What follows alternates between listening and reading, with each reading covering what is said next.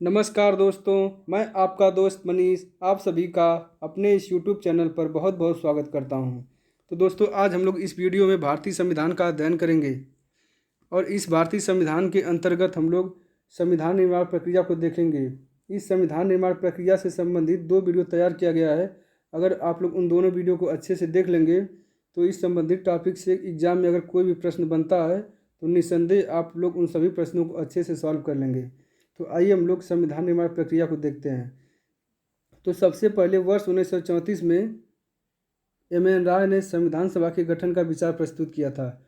उसके बाद वर्ष 1935 में भारतीय राष्ट्रीय कांग्रेस की तरफ से पहली बार आधिकारिक रूप से संविधान सभा के गठन की मांग की गई तथा वर्ष 1938 में भारतीय राष्ट्रीय कांग्रेस की ओर से पंडित जवाहरलाल नेहरू ने यह घोषणा किया कि जो स्वतंत्र भारत का संविधान होगा वह संविधान वयस्क मताधिकार के आधार पर चुनी गई संविधान सभा के द्वारा किया जाएगा और इसमें किसी भी बाहरी व्यक्ति का कोई हस्तक्षेप नहीं होगा। यानी जवाहरलाल नेहरू का यह कहना था कि जो भारतीय संविधान के लिए संविधान सभा का गठन किया जाएगा उसमें जो सदस्य होंगे वह केवल और केवल भारतीय होंगे, इसमें किसी भी ब्रिटिश को शामिल नहीं किया जाएगा।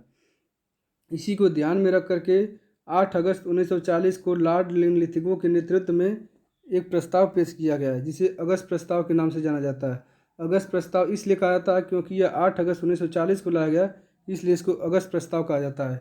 इस प्रस्ताव में भारतीय संविधान सभा के गठन के लिए कुछ मुख्य प्रावधान किए गए थे, क्योंकि यह प्रावधान जो थे यह मुस्लिम लीग और कांग्रेस के द्वारा अस्वीकार कर दिए गए, क्योंकि इसमें यह बात कही गई थी कि जो संविधान सभा का गठन होगा यह जो तृतीय विश्व युद्ध चल रहा है इस विश्व युद्ध के ख़त्म होने के बाद किया जाएगा। लेकिन इन लोगों ने कहा, कांग्रेस और मुस्लिम लीग ने, कि यह युद्ध के बाद ही क्यों, ये तो पहले भी हो सकता है। और भी कई रीजन थे जिसके वजह से इसको अस्वीकार कर दिया गया। उसके बाद वर्ष 1942 में क्रिप्स मिशन आया। क्रिप्स मिशन ने भी भारतीय संविधान सभा के गठन की बात की और उसमें भी उसने कुछ प्रावधान किए, लेकिन उसको भी मुस्लिम लीग और कांग्रेस के द्वारा ठुकरा दिया गया, क्योंकि उस क्रिप्स मिशन में यह कहा गया कि जो भारतीय संविधान सभा का गठन किया जाएगा उसमें मुख्यतः भारतीय शामिल होंगे। मुख्यतः भारतीय शामिल होने का मतलब यह है कि इसमें भारतीय तो सदस्य होंगे ही, लेकिन साथ ही साथ कुछ ब्रिटिश वाले भी इसमें सदस्य बनेंगे, यानी ब्रिटिश लोग भी इसमें भारतीय संविधान सभा में सदस्य बनेंगे। यही रीज़न था कि कांग्रेस इसको अस्वीकार कर दी, क्योंकि कांग्रेस यह चाहती थी कि जो भारतीय संविधान सभा का गठन किया जाएगा उसमें जितने भी सदस्य होंगे वह भारतीय होंगे, उसमें कोई भी ब्रिटिश नहीं शामिल होगा। इस अस्वीकारता को देखते हुए ब्रिटेन के प्रधानमंत्री क्लीमेंट एटली ने अपने कैबिनेट मंत्रियों का एक मिशन भारत में भेजा। यह कैबिनेट जो मिशन था इसमें 3 सदस्य थे। पहला थे स्टैफोर्ड क्रिप्स, दूसरा थे लॉर्ड पेंथिक लॉरेंस तथा तीसरे थे ए.बी. अलेक्जेंडर। इस कैबिनेट मिशन के जो अध्यक्ष थे वह थे लॉर्ड पेंथिक लॉरेंस। इस मिशन को कैबिनेट मिशन कहा गया और यह मिशन मार्च 1946 में भारत में भेजा गया। इस कैबिनेट मिशन में यह कहा गया था कि जो संविधान सभा का गठन होगा वह संविधान सभा का जो गठन होगा वह प्रांतीय विधानसभा के जो सदस्य होंगे उन्हीं सदस्यों के द्वारा अप्रत्यक्ष निर्वाचन प्रणाली के द्वारा संविधान सभा के सदस्यों का निर्वाचन होगा। यह वयस्क मताधिकार पर नहीं होगा बल्कि अप्रत्यक्ष निर्वाचन प्रणाली के आधार पर होगा। और इसी कैबिनेट मिशन में यह तय किया गया कि जो संविधान सभा का सदस्य संख्या होगा वह 389 होगा। अब यहाँ पे हम लोग को यह समझ लेते हैं कि यह जो संविधान सभा के लिए सदस्य संख्या 389 तय किया गया, यह 389 क्यों बनाया गया। यह तो 490 भी हो सकता था, 450 भी हो सकता था, 500 भी हो सकता था, 389 ही क्यों बनाया गया। तो इसका मूल रीज़न यह था कि जो कैबिनेट मिशन था उसने यह प्रावधान किया था कि जो सामान्यतः 10 लाख की जनसंख्या है, इस 10 लाख की जनसंख्या पर एक प्रतिनिधि का चुनाव होगा, यानी 10 लाख की जनसंख्या पर एक प्रतिनिधि संविधान सभा के लिए चुना जाएगा। यही रीज़न है कि संविधान सभा का जो सदस्य संख्या थी वो 389 निश्चित की गई, क्योंकि तत्कालीन समय में भारत की जो संख्या थी वो लगभग 40 करोड़ के आसपास थी और इस 40 करोड़ की संख्या का अगर अनुपात 10 लाख में निकाला जाएगा तो वो लगभग 389 आएगा। अब हम लोग ये देख लेते हैं कि जो 389 सदस्य संख्या थी इसको किन किन वर्गों में बांटा गया था। तो इसमें जो 296 सीटें थी यह ब्रिटिश भारत के लिए और जो 93 सीटें थी यह देशी रियासतों के लिए बांटी गई थी। और जो ब्रिटिश भारत के लिए 296 सीटें नियुक्त किए गए थे, इन सीटों में जो 292 सीटें थी यह 11 गवर्नर के प्रांतों से लिया जाना था। ये जो 11 गवर्नर प्रांत थे यह थे मद्रास, बम्बई, बॉम्बे, संयुक्त प्रांत, बिहार, मध्य प्रांत, उड़ीसा, पंजाब, उत्तर पश्चिम प्रांत, सिंध, बंगाल और असम। इन सभी 11 गवर्नर के प्रांतों से 292 सदस्यों को चयन किया जाना था, जबकि जो 4 सदस्य थे इन 4 सदस्यों का मुख्य आयुक्तों के प्रांतों के द्वारा चयन किया जाना था। यह जो मुख्य आयुक्त के प्रांत हैं, यह जो है वर्तमान में जैसे भारत में जो केंद्र शासित प्रदेश हैं, 9 केंद्र शासित प्रदेश हैं, तो जो हैसियत केंद्र शासित प्रदेश का वर्तमान में है, वही हैसियत तत्कालीन समय में मुख्य आयुक्तों के जो प्रांत थे, यह भी एक तरह से केंद्र शासित प्रदेश ही थे। तो यह इसमें जो 4 थे, यह थे दिल्ली था, अजमेर था, कुर्ग था तथा बलूचिस्तान। इन चारों को याद कर लेना है क्योंकि यहाँ से प्रश्न कई बार बने हुए हैं। इन चारों को याद करने का एक सूत्र है ABCD। ए से होगा अजमेर, बी से होगा बलूचिस्तान, सी से होगा कुर्ग, डी से होगा दिल्ली। जो अजमेर है यह वर्तमान में राजस्थान में है तथा जो कुर्ग है यह वर्तमान में कर्नाटक में स्थित है तथा जो बलूचिस्तान है यह वर्तमान में पाकिस्तान में स्थित है। तथा जो यह कैबिनेट मिशन था, इसमें यह तय किया गया कि जो ब्रिटिश प्रांत होंगे इस प्रांतों को 3 समुदायों में बांटा जाएगा। पहला मुस्लिम, दूसरा सिख तथा तीसरा सामान्य। यानी मुस्लिम और सिख के बाद जितने भी लोग बचेंगे वह सामान्य के अंतर्गत आएंगे। और जो यह संविधान सभा के लिए जितने भी प्रतिनिधि होंगे इनका जो चुनाव होगा, उनका जो चुनाव होगा यह एकल संक्रमणीय मत के आधार पर होगा। यह जो एकल संक्रमणीय मत प्रणाली है यह एक प्रकार की चुनाव प्रक्रिया है जिसके द्वारा प्रतिनिधियों का चुनाव किया जाता है। जैसे वर्तमान में जो राष्ट्रपति का चुनाव होता है यह एकल संक्रमणीय मत के आधार पर ही होता है। इस मत प्रणाली में यह होता है कि जैसे मान लीजिए 3 कैंडिडेट चुनाव लड़ रहे हैं तो उन 3 कैंडिडेटों का मतलब नाम दिया जाएगा। यानी जो मतदाता होगा उस मतदाता को एक मत पत्र दिया जाएगा। उस मत पत्र पे उन तीनों कैंडिडेटों का नाम रहेगा। उन कैंडिडेटों के आगे मतदाता को जो है वरीयता क्रम दर्शाना होगा। जैसे मान लीजिए कि रामनाथ कोविंद हैं तो इनका पहले नंबर पर दिया गया, फिर दूसरा पे मीरा कुमार, फिर तीसरा पे कोई और है। तो इसका जब चुनाव होगा तो जो प्रथम वरीयता पे अगर मान लीजिए कोविंद को चुनना है तो वहाँ पे 1 लिख देंगे। अगर प्रथम वरीयता पर मीरा कुमार को चुनना है तो यहाँ पे 1 लिख देंगे वरीयता क्रम में। यानी इनको वरीयता क्रम दर्शाना होगा। उसके बाद जब वोट पड़ जाएगा, उसके बाद जब इसकी गिनती होगी तो यह वरीयता क्रम के आधार पर ही होगी। जैसे मान लीजिए कि प्रथम वरीयता वाला जो कैंडिडेट है उसको अगर पूर्ण बहुमत नहीं मिल पाता है तो हम लोग दूसरे वरीयता क्रम को देखेंगे। अगर दूसरे वरीयता क्रम पे जो व्यक्ति है अगर वह व्यक्ति पूर्ण बहुमत को प्राप्त कर लेता है तो वही जो दूसरा व्यक्ति होगा उसी को नेता चुन लिया जाएगा, यानी उसी को उसका प्रतिनिधि चुन लिया जाएगा। और जो ब्रिटिश भारत के लिए आवंटित जो 296 सीटें थीं, इस 296 सीटों के लिए जुलाई अगस्त 1946 में चुनाव हुए। और इस चुनाव में जो भारतीय राष्ट्रीय कांग्रेस है इसको 208 सीटें मिली तथा मुस्लिम लीग को 73 सीटें तथा जो छोटे मोटे स्वतंत्र सदस्य थे उनको 15 सीटें मिली थी। और हम लोग यह देख लेते हैं कि जो संविधान सभा गठित किया गया था इसमें महिला सदस्यों की संख्या कितनी थी।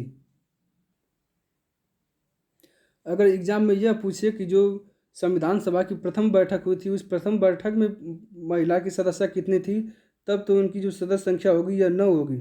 लेकिन अगर एग्जाम में यह पूछता है कि संविधान सभा में कुल महिलाओं की संख्या कितनी थी, तब इनकी संख्या 15 होगी। यहाँ पे ध्यान देने वाली बात है। उसके बाद जो संविधान सभा था इसमें अनुसूचित जातियों की संख्या 26 थी, जबकि अनुसूचित जनजातियों की संख्या टोटल 33 निर्धारित की गई थी।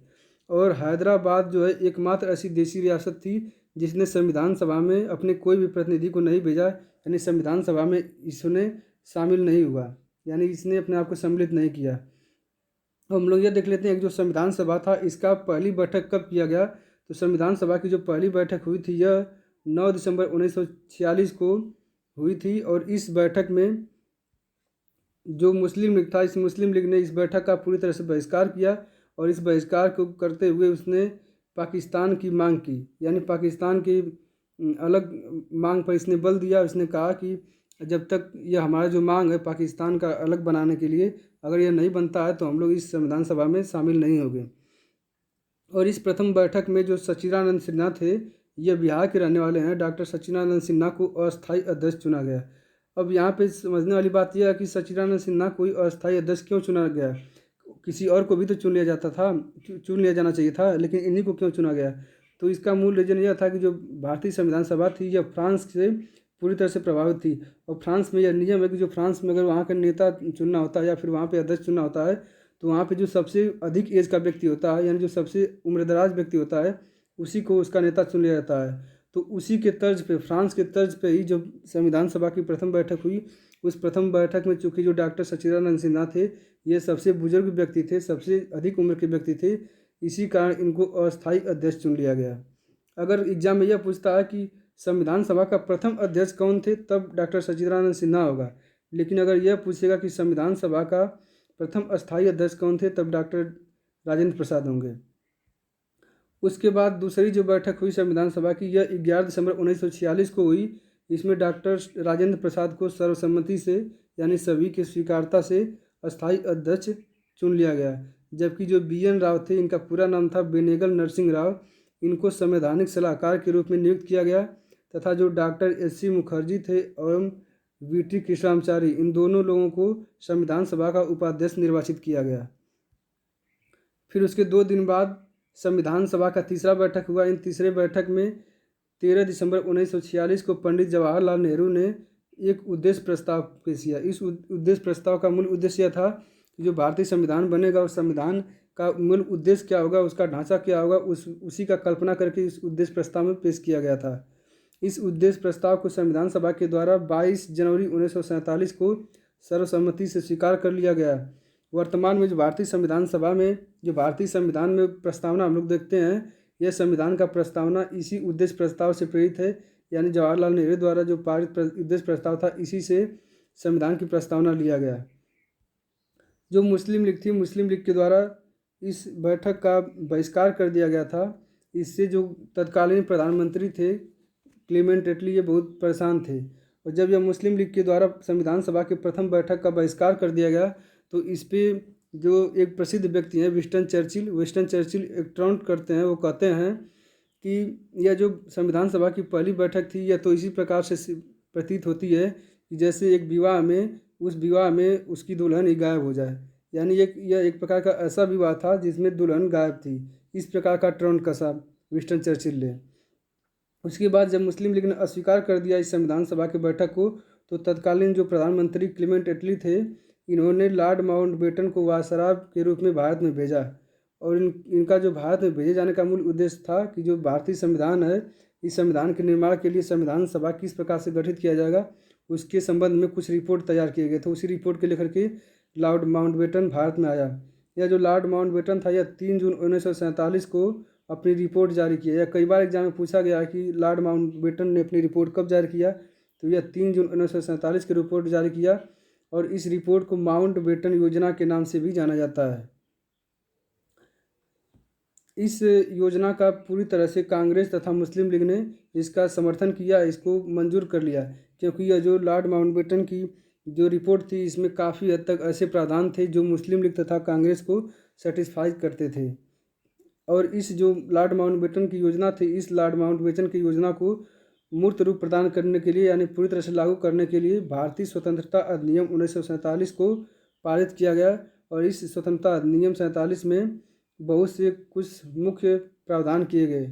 जैसे इसमें यह प्रावधान किया गया कि 15 अगस्त 1947 को 2 डोमिनियन राज्यों पाकिस्तान एवं भारत की स्थापना की जाएगी तथा इन दोनों राष्ट्रों के लिए अलग अलग गवर्नर जनरल नियुक्त किए जाएंगे। और जो भारत में माउंटबेटन होगा, माउंटबेटन को गवर्नर जनरल नियुक्त किया जाएगा, जबकि जो पंडित जवाहरलाल नेहरू हैं उनको प्रधानमंत्री नियुक्त किया जाएगा। तथा जो पाकिस्तान है, इस पाकिस्तान के लिए मोहम्मद अली जिन्ना को गवर्नर जनरल नियुक्त किया जाएगा, जबकि जो लियाकत अली हैं, लियाकत अली को प्रधानमंत्री नियुक्त किया गया।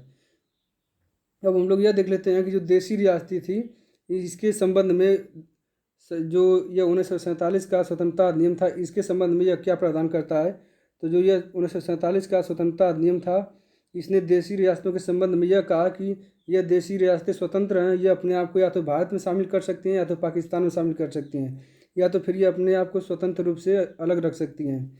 इसी प्रावधान के आधार पर जो जम्मू कश्मीर था, इसको राजा हरि सिंह ने इन दोनों से अलग रखा था, जबकि जो बाद में इसको विलय पत्र के आधार पर भारत में मिला लिया गया।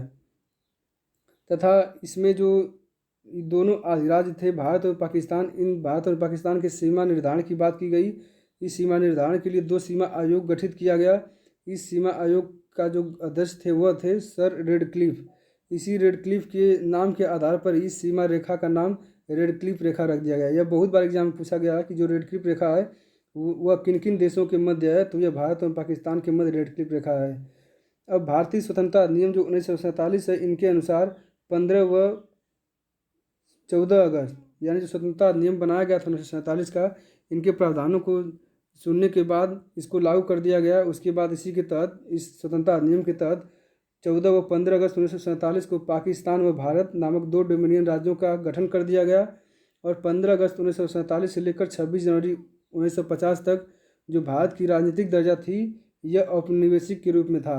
यानी औपनिवेशिक का मतलब ये हुआ कि इस पे जो भारत था यह स्वतंत्र तो था, लेकिन इसके पास खुद का संविधान नहीं था। यानी कानून व्यवस्था चलाए जाने के लिए कोई संविधान नहीं था तब तक के लिए। 15 अगस्त 1947 से लेकर 26 जनवरी 1950 तक इस समय के दौरान जो ब्रिटिश शासन थी इस पे शासन कर रही थी।